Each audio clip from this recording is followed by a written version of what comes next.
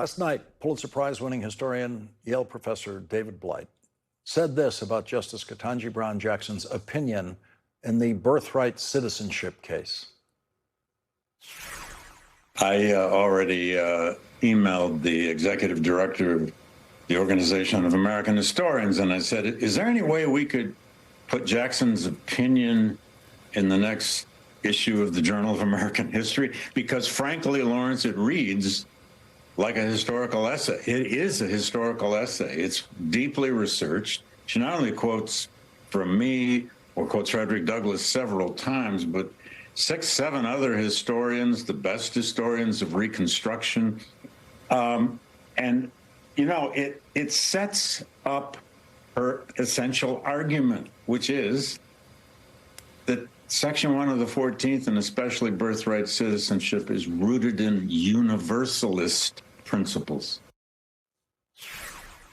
Justice Jackson's opinion also cited our next guest, also a Pulitzer Prize winner, Isabel Wilkerson, and her book, Caste: The Origins of Our Discontents.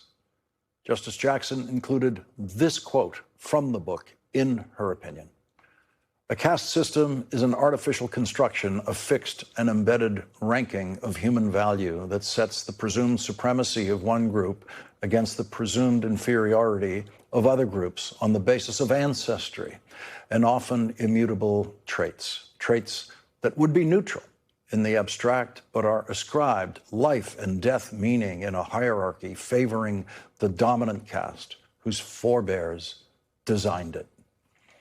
And in a passage reflecting Isabel Wilkerson's thinking about caste, Justice Jackson wrote, "The firmest foundation for freedom would require an anti-caste reset, both for his sake and for ours, and would benefit all."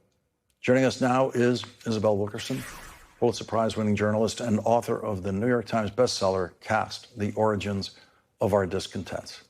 Isabel, thank you very much for joining us again tonight. And as I was reading that opinion yesterday, I was thinking about you on every other line, eager to hear what you had to say about it. And what did you feel, what were you feeling when that opinion came out and when you got a chance to read it?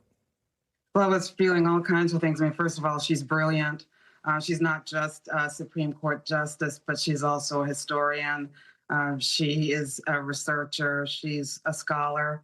And so to see that this book and its concepts were cited in her concurrence for this monumental, historic decision, I was absolutely floored. I was stunned. I was honored beyond belief. This is a book I actually didn't even want to write. It was a book that I felt compelled to write because of the circumstances in which we find ourselves as a nation.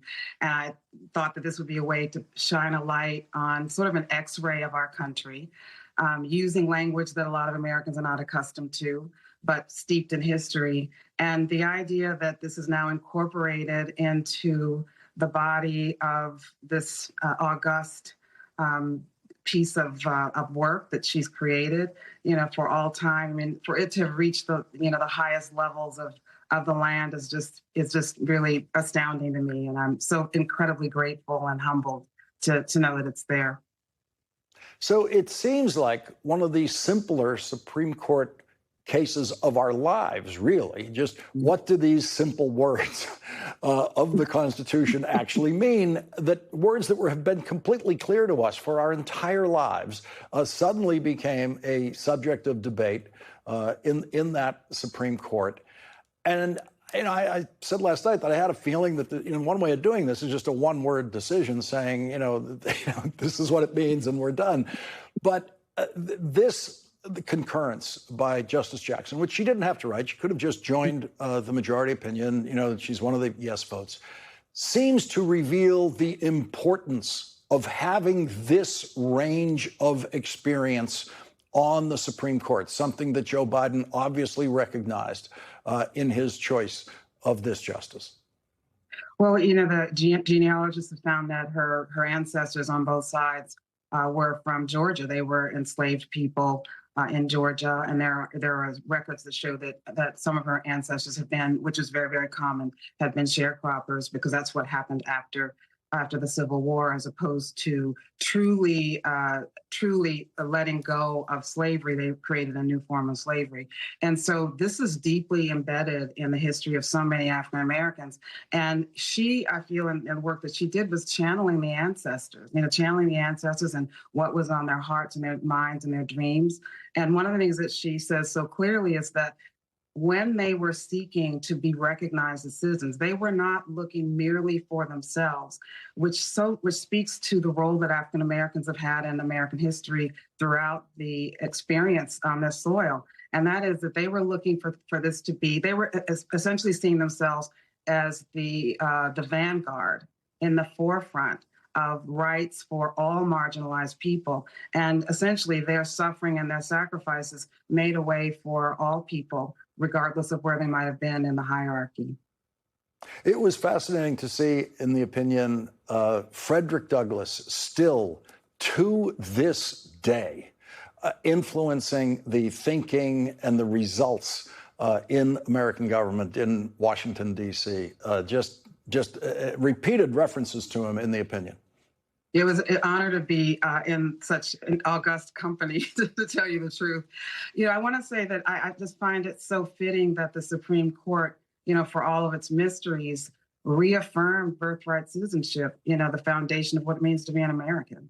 And, to do this on the eve of the 250th anniversary of the United States, I think is extremely meaningful. It reinforces the language that she was using also, which was this idea of the second founding, which was the remaking of the country through the Reconstruction Amendments, after essentially the Civil War practically broke the country apart. So what it does is it calls upon us to recognize that, unlike the old country from which we declared independence, we are a nation of people from all over the world. And we, together made a country that had never existed before. And so the idea of this being reaffirmed on the eve of the 250th anniversary feels like it's a full circle recognition, particularly with all that we've been through as a nation in the last, in recent times. This seems like a fitting moment for this to have happened.